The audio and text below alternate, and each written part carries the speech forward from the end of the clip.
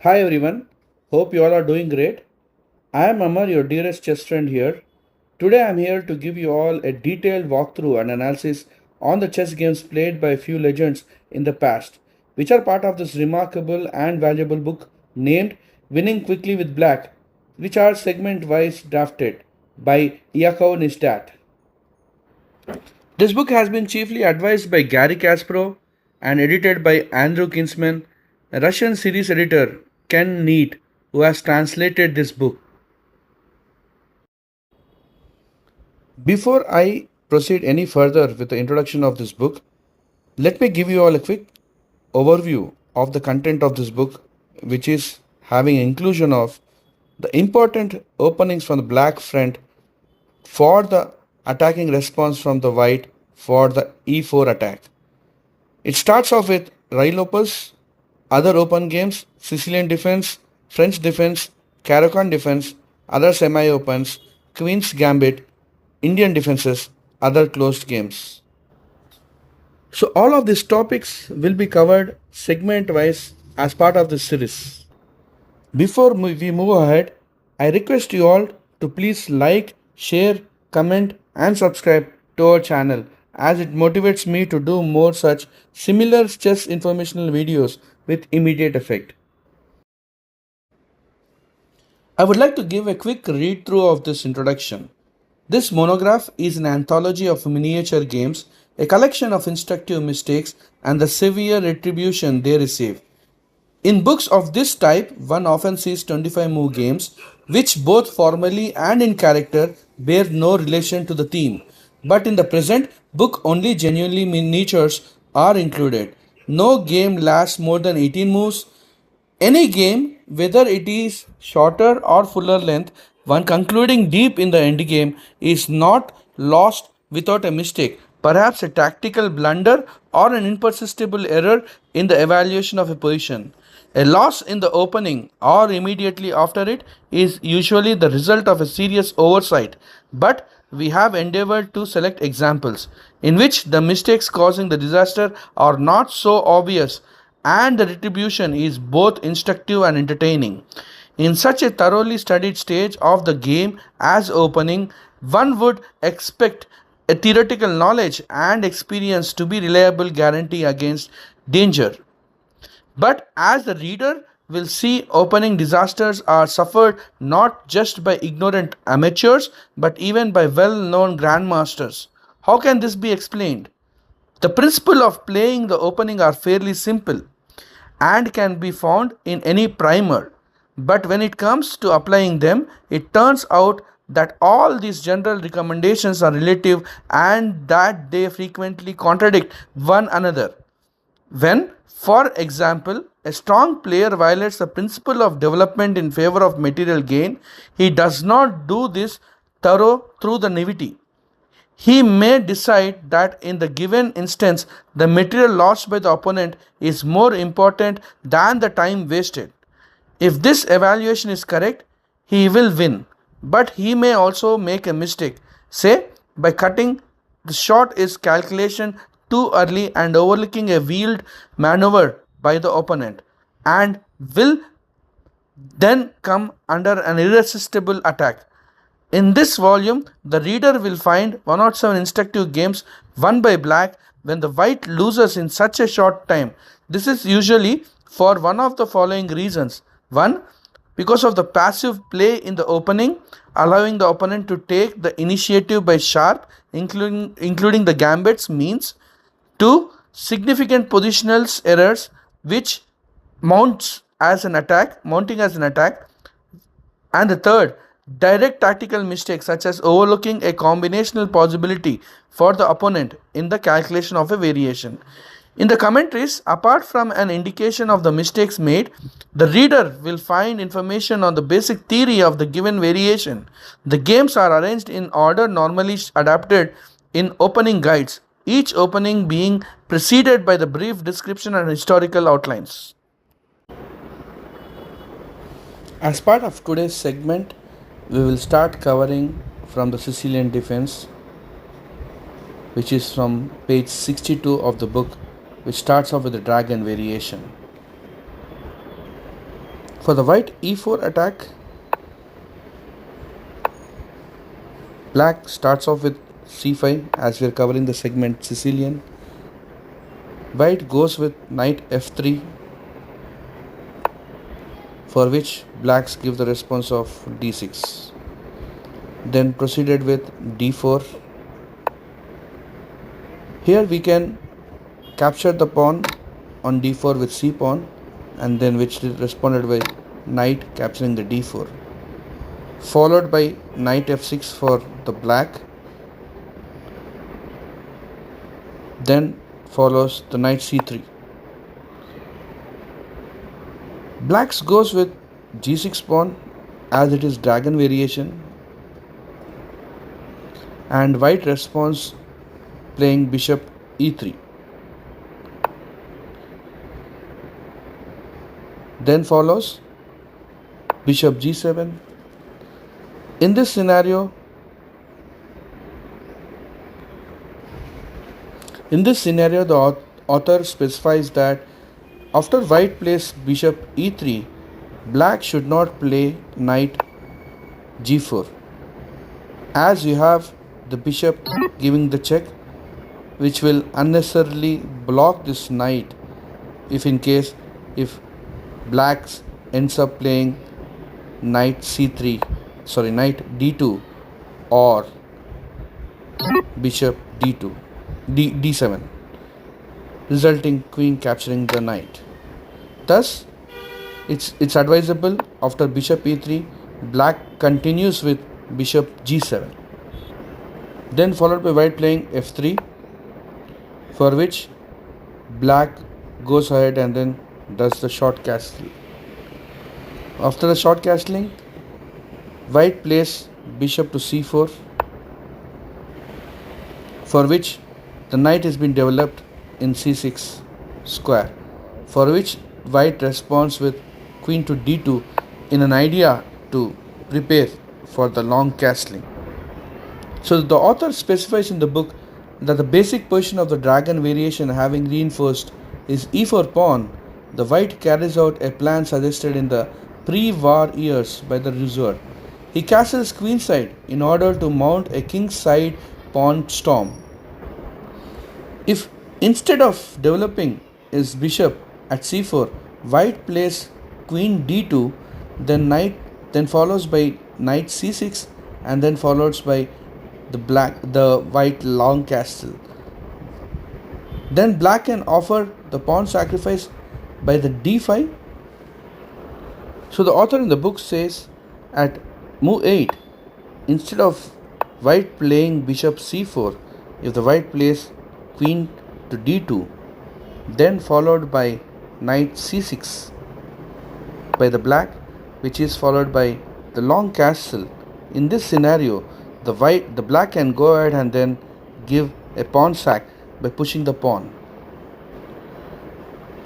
And with this pawn push, the black aim of which is to open the lines and gain an attack on the queen side, in which an important role is assigned to the bishop at g7, which is covering the long diagonal. After the d5 pawn push, the main line for the white would be knight capturing the c6, knight cross c6, then black followed by bishop cross c6, and then followed by white capturing the pawn on d5 with the pawn on e4, e cross d5, and then knight capturing that pawn on d5, resulting in the mass exchange of the pieces on the board. Post that, the white knight captures the knight on the d5, followed by the c pawn capturing the knight on the d5, then followed by the queen capturing the pawn on d5 with the support of the rook, which is having the x-ray, for which black simply responds with queen c7, for which white tries to offer the exchange of the queen at the middle game stage of the game. So in the earlier move, the black rook is free over here. Just in case if the white queen captures the rook on a8, then follows the bishop to f5, which is threatening and also giving a one move mate. So it will become too hard for the white to defend the queen and the mate in one, which is a very demanding position for the black. That is the reason why taking the rook on a8 is a blunder. So for the queen c7, white goes for an option of offering the queen trade.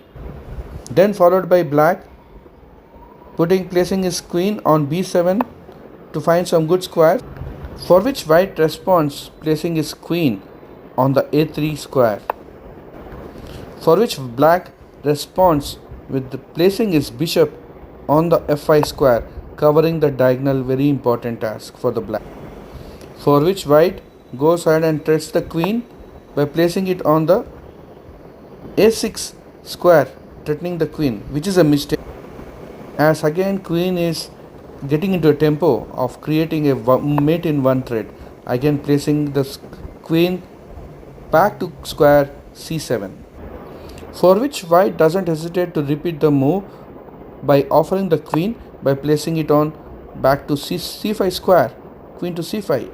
Now for this queen offer trade, black doesn't trade it directly, but instead he will go ahead and then place the queen on b6, which results if the white exchanges, that gives a good position for the positional advantage for the black.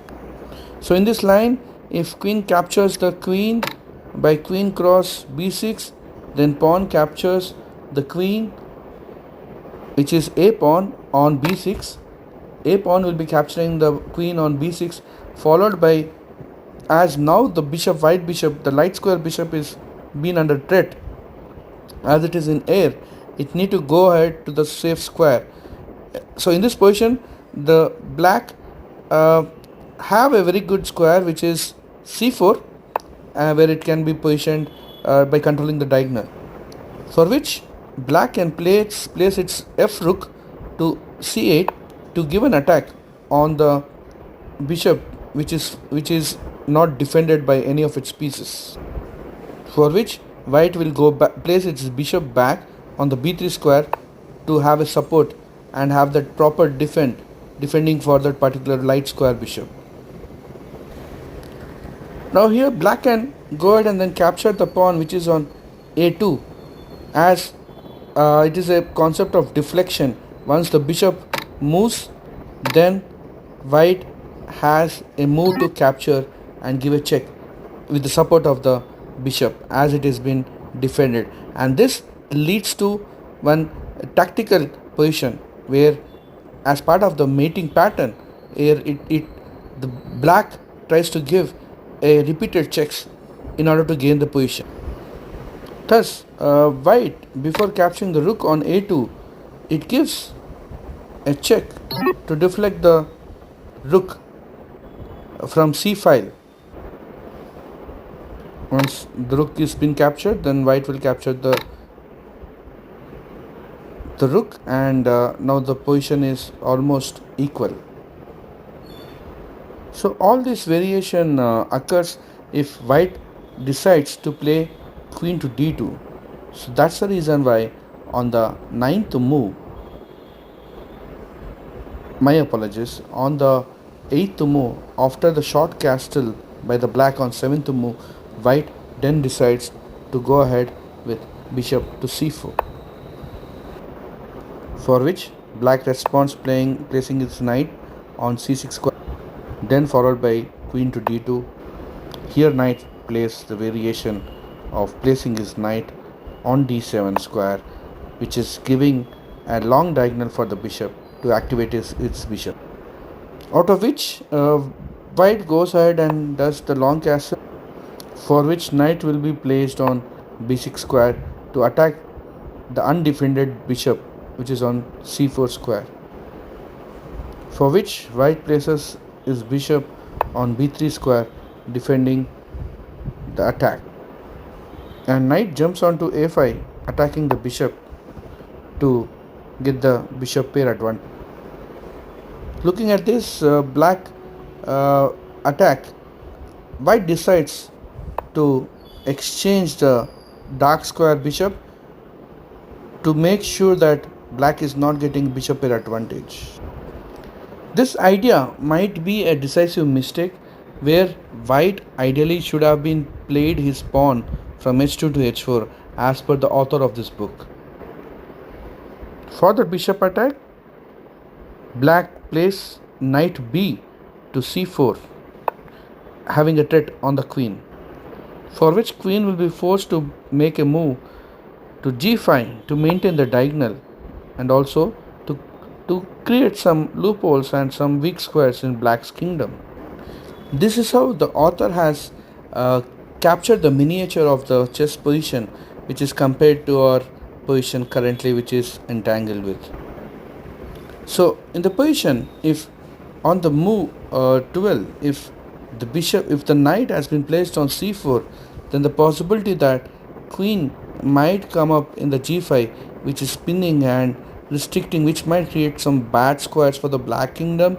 That's where the white have decided not to go ahead with the knight to c5. Instead, go ahead with pawn push to e5 in response to bishop exchange offer from white.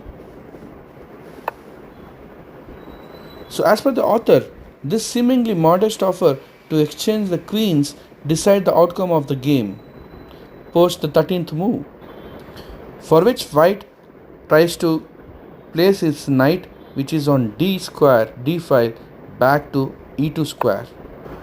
So on the 12th move, after bishop has been placed on h6, black continues to place his knight b on c4, giving an attack to the queen, for which white places his queen on g5.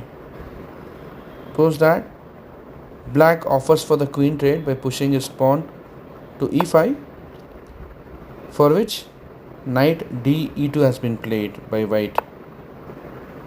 If instead of playing knight d to e2, if in case white captures the queen on d8, then black first takes the bishop on h6 with a check and then captures the queen on d8, which gives him the piece up calculation. That is the reason why black hesitates to take the queen. Instead, he places his knight, which is on d column, to e2 square, for which black attacks the white's queen by placing his bishop on f6 square, for which white tries to defend his king by placing the king on g3, which resulted in bishop to h4, causing a resignation from the white. So this is the analysis of the game 36, where white tried to give an attack and black has completely outbursted and made the white to resign on the 15th move.